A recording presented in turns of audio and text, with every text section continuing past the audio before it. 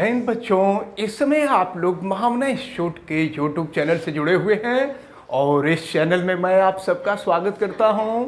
आज हम लोग class 9th physics Hindi medium NCERT book के फर्स्ट चैप्टर गति यानी मोशन कि अंकिक प्रश्न यानी कि न्यूमेरिकल्स को हम लोग देख रहे हैं। अभ्यास प्रश्न एक्सरसाइज क्वेश्चन जिसके हम लोग प्रश्न नंबर 9 को देखने जा रहे हैं। प्रश्न नंबर 9 में देखें, दिया हुआ है निम्नलिखित में से कौन सी अवस्थाएं संभव हैं तथा प्रत्येक के लिए एक उदाहरण दीजिए। अब देखिए इसमें 3 पार्ट दिए हुए हैं। पहला पार्ट ए में देखा जाए कि क्या दिया हुआ है, कोई वस्तु जिसका त्वरण नियत है। त्वरण नियत, नियत का मतलब एक समान त्वरण है, कांस्टेंट है। तो कोई वस्तु जिसका त्वरण नियत हो परंतु वेग शून्य हो, क्या ये संभव है?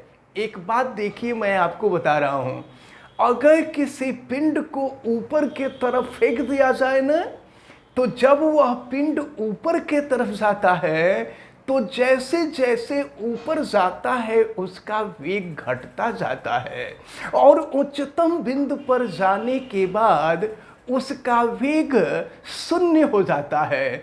तो उच्चतम बिंदु पर उसका वेग शून्य तो हो जाता है, लेकिन उसके ऊपर कार्य करने वाला जो त्वरण होता है वह गुरुत्वीय त्वरण होता है और गुरुत्वीय त्वरण का मान 9.8 मीटर पर सेकंड स्क्वायर होता है और यह गुरुत्वीय त्वरण का मान कभी चेंज नहीं होता है।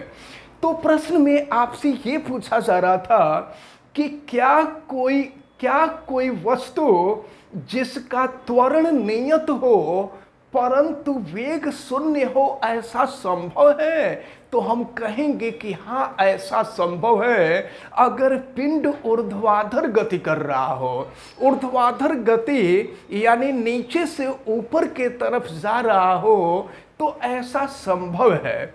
इसके बाद इसका बी पार्ट देखा जाए। बी पार्ट में आपसे कहा जा रहा है कोई त्वरित वस्तु एक समान चाल से गति कर रही हो, क्या ऐसा संभव है? तो एक बात मैं आपको बता दूं कि जब कोई वस्तु, देखिए चाल और वेग दोनों में अंतर है। चाल में दिशा नहीं होती है, यानी चाल अदिश राशि होती है। जब आप लोग आगे बढ़ेंगे ना तो आप आगे अगली कक्षाओं में आप लोग पढ़ेंगे कि चाल अदिश राशि होती है और वेग सदिश राशि होती है। तो यहाँ पर और एक चीज और बता दूं कि जो त्वरण है, त्वरण भी सदिश राशि होती है। तो आपसे ये पूछा जा रहा है कि कोई त्वरित वस्तु एक समान चाल से गति कर रही हो, तो देखें तो ऐसा जो है ये संभव नहीं है, क्योंकि जब त्वरित गति का मतलब वेग लगातार बढ़ रहा हो, तो जब वेग लगातार बढ़ेगा तो चाल भी बढ़ेगा। और यहाँ कहा जा रहा है कि चाल एक समान हो, तो ऐसा संभव नहीं है, यानी दूसरी स्थिति संभव नहीं है। अब इसके बाद हम सी में देखें तो सी में क्या है, कोई वस्तु किसी निश्चित दिशा में गति कर रही हो तथा त्वरण उसके लंबवत हो। एक बात मैं आपको बता दूं कि अगर कोई पिंड वृत्ताकार मार्ग पर एक समान चाल से गति करती है ना, तो उसकी दिशा में, देखिए चाल में कोई परिवर्तन नहीं होता है। जब कोई वस्तु वृत्ताकार पथ पर एक समान चाल से गति कर रही होती है तो चाल में परिवर्तन नहीं होता है, लेकिन इसकी दिशा बार बार बदलते रहने से इसका वेग बदल जाता है। और जब वेग बदलता है तो आपको पता है कि वेग परिवर्तन की दर को त्वरण कहते हैं। तो यहाँ पर त्वरण उत्पन्न होता है और त्वरण की दिशा सदैव केंद्र के तरफ होती है, यानी लंबवत होती है। तो प्रश्न में आपसे यही पूछा जा रहा था कि क्या ऐसा संभव है? तो ऐसा संभव है। अगर कोई वस्तु वृत्ताकार पथ पर एक समान चाल से गति कर रही हो तो उसका त्वरण जो होता है वह सदैव लंबवत कार्य करता है, यानी यह अभिकेंद्र त्वरण होता है। तो इस प्रकार ये जो क्वेश्चन नंबर 9 है, ये क्वेश्चन नंबर 9 सॉल्व होता है। अब इसके बाद हम लोग देखेंगे क्वेश्चन नंबर 10 को। तो क्वेश्चन नंबर 10 क्या है, आप ध्यान पूर्वक देखें। एक कृत्रिम उपग्रह, उपग्रह जानते हैं किसको कहते हैं? जो ग्रहों के चारों तरफ चक्कर काटते हैं उन्हें उपग्रह कहते हैं। जैसे चंद्रमा हम लोगों का प्राकृतिक उपग्रह है, लेकिन कृत्रिम उपग्रह का मतलब मनुष्य के द्वारा बनाया गया उपग्रह। तो हमारे देश के द्वारा ढेर सारे कृत्रिम उपग्रह अंतरिक्ष में भेजे गए हैं, जो ग्रहों के चारों तरफ यानी पृथ्वी के चारों तरफ लगातार चक्कर काटते रहते हैं। तो कृत्रिम उपग्रह की ही बात कर रहा है। एक कृत्रिम उपग्रह 42,250 किलोमीटर त्रिज्या की वृत्ताकार कक्षा की त्रिज्या दी गई है और ये दी गई है 42,250 किलोमीटर। तो एक काम करते हैं, किलोमीटर को मीटर बदल लेते हैं। तो आपको पता है कि 1 किलोमीटर बराबर 1000 मीटर होता है। हम इसमें 1000 से गुणा कर देंगे तो ये तो 42,250 है और 1000 से गुणा करेंगे तो 3 ठे जीरो इसके सामने और आ जाएगा, तो यह इतना मीटर हो जाएगा। तो कृत्रिम उपग्रह इतने मीटर त्रिज्या के वृत्ताकार कक्षा में चक्कर काट रहा है। यदि वह 24 घंटे में पृथ्वी का परिक्रमा करता है, यानी वह कृत्रिम उपग्रह पृथ्वी का एक पूरा चक्कर लगाने में 24 घंटे का समय ले रहा है, तो टोटल टाइम देखिए, अगर यहाँ पृथ्वी है, ये पृथ्वी यानी अर्थ है और ये उपग्रह है, उपग्रह को सैटेलाइट कहते हैं, ये सैटेलाइट है। तो आपसे यही कहा जा रहा है कि यह उपग्रह पृथ्वी का एक पूरा चक्कर लगाने में 24 घंटे का समय लेती है। तो एक पूरा चक्कर लगाने में लगा हुआ जो समय है उसको हम परिक्रमण काल कहते हैं और परिक्रमण काल को कैपिटल टी से प्रदर्शित किया जाता है। कैपिटल टी का मान दिया है 24 घंटा। तो अब जरा घंटा को हम लोग सेकंड में बदल दें तो आपको पता है कि 1 घंटा बराबर 60 मिनट होता है और 1 मिनट बराबर 60 सेकंड होता है। तो अब हम इसको सेकंड में बदल दें तो ये 24 घंटा इसमें 60 से गुणा कर देंगे तो यह मिनट में कन्वर्ट हो जाएगा और फिर इसमें 60 से गुणा कर देंगे तो यह सेकंड में कन्वर्ट हो जाएगा।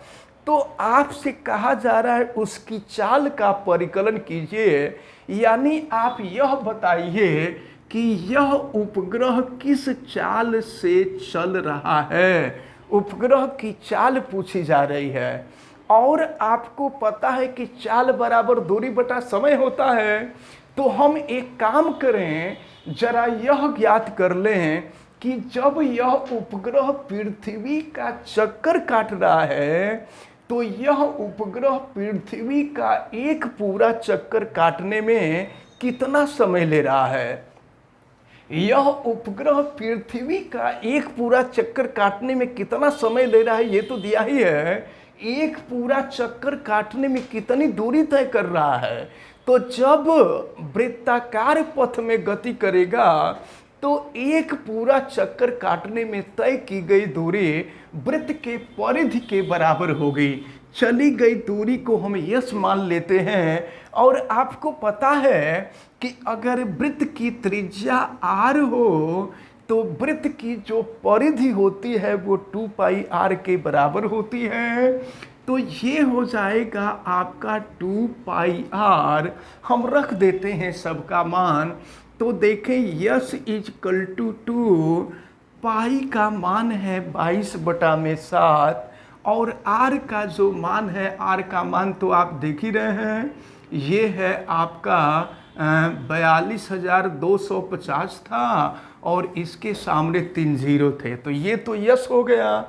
अब जो है हमें चाल ज्ञात करना है। तो चाल बराबर होता है दूरी बटा समय। तो देखें दूरी हम लोग निकाल चुके हैं। ये है आपका 2 × 22/7 और इंटू ये हो जाएगा आपका 42,250 था और फिर 3 जीरो। अब इसके बाद t का जो मान था, t का मान हम लोगों ने ये देखिए दिया था 24 और इंटू 60 अब हम लोगों को इसे सॉल्व करना होगा। तो देखें अगर एक ज़ीरो से एक ज़ीरो हम कटा सकते हैं, फिर इस ज़ीरो से इस ज़ीरो को कटा सकते हैं और फिर देखें कटाया जाए। और फिर 2 से इसको कटा दीजिए तो ये हो जाएगा 12 और फिर देखें और क्या कटेगा।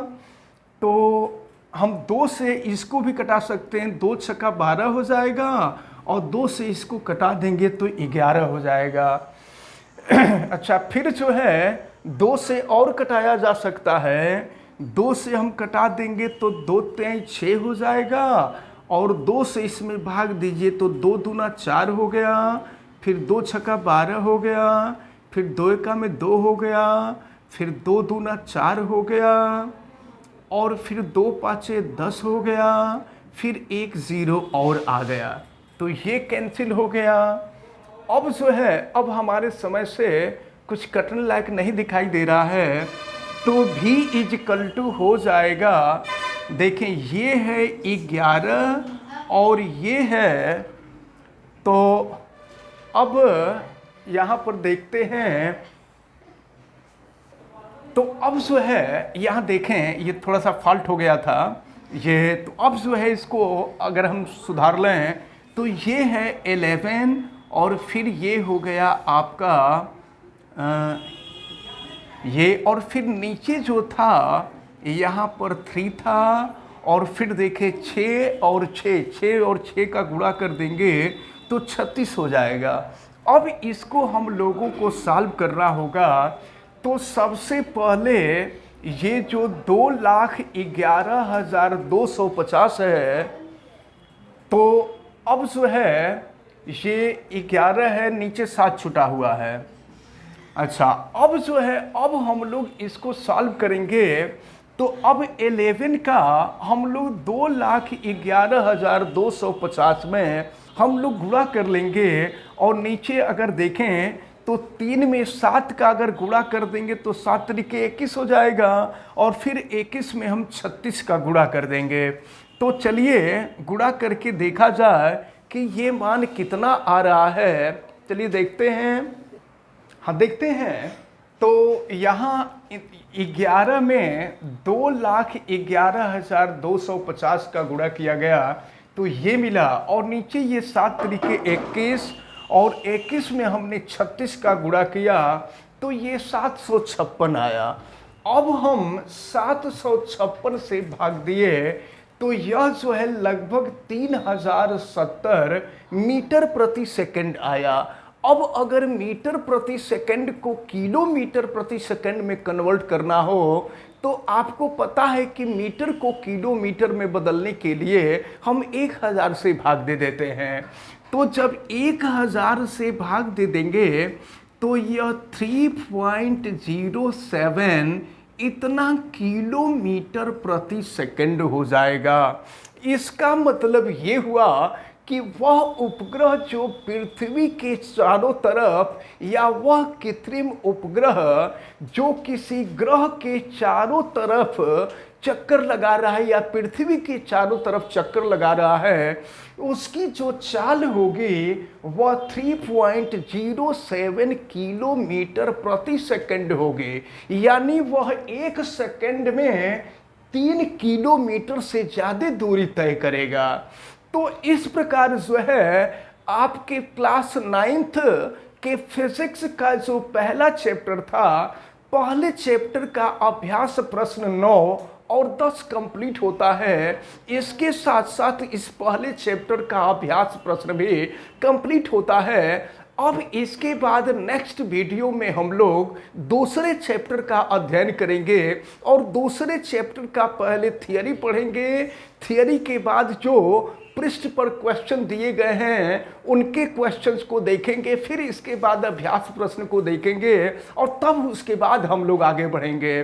तो आज जितनी भी बातें आपको बताई गई हैं, हमें उम्मीद है कि आप सबको बहुत अच्छी तरह से समझ में आई होंगे। आप वीडियो को लाइक ज़रूर कीजिएगा और अगर चैनल पे नए हैं तो चैनल को सब्सक्राइब भी कर लीजिएगा। चैनल सब्सक्राइब करने के लिए यूट्यूब पर महामना इंस्टीट्यूट को सर्च कीजिए और फिर रेड कलर के सब्सक्राइब वाले बटन को क्लिक कर दीजिए, चैनल सब्सक्राइब हो जाएगा। अगर किसी प्रकार की कोई दिक्कत समझ में आती है तो आप हमें कमेंट करके ज़रूर बतावें। वीडियो को मैक्सिमम स्टूडेंट तक शेयर करें ताकि इन इम्पॉर्टेंट न्यूमेरिकल्स को मैक्सिमम स्टूडेंट समझ सकें।